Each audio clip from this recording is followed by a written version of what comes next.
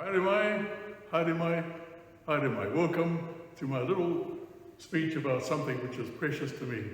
It's only a little pilot's badge, but in the middle, New Zealand. I think most people know a lot about how New Zealand contributed to the Pacific War and the European theatre. People like Cobber Kane, who was the first ace in the RAF, fighting in the French campaign, and then about 100 New Zealanders who participated in the Battle of Britain, including a relative who came across before the war on a short commission. He learned to fly the Gauntlet biplane and then went into the Spitfire. For the first time, 19th Squadron had this amazing new aircraft.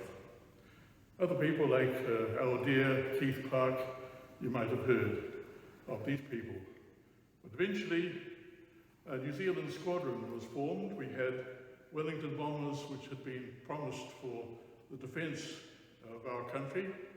We left it here with the famous Bomber Command. And 75 Squadron went through Wellingtons, Stirlings, Lancasters, until eventually they had the highest death toll, unfortunately, of any Bomber Command.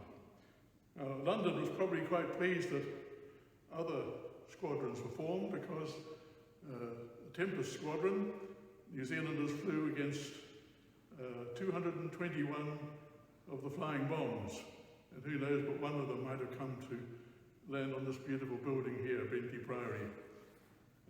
Other squadrons might be known to you. The Mosquito Squadron that flew against Amiens and broke down the prison walls. That became quite famous in its time.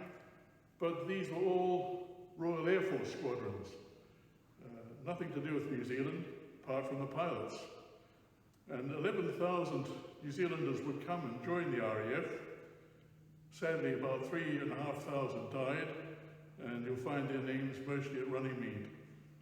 But that was our contribution to the European War in the Mediterranean theatre.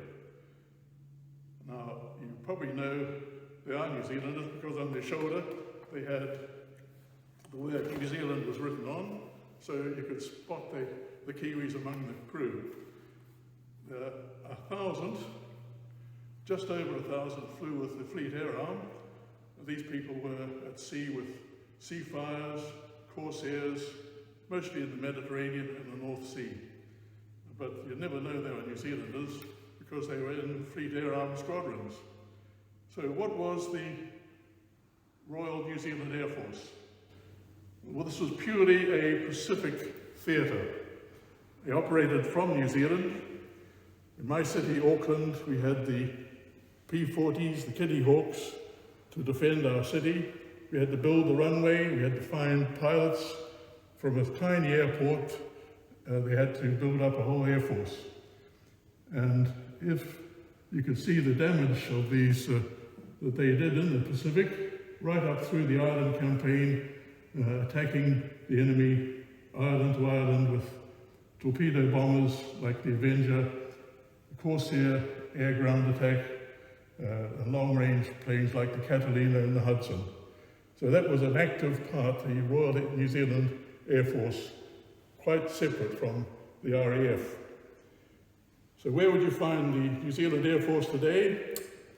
Well, they were in Berlin for the airlift. We sent crews across, mostly our Sunderland crews, and we found them in Korea, fighting alongside the RAF, and then very active in the Malayan emergency where our vampires were flying alongside RAF.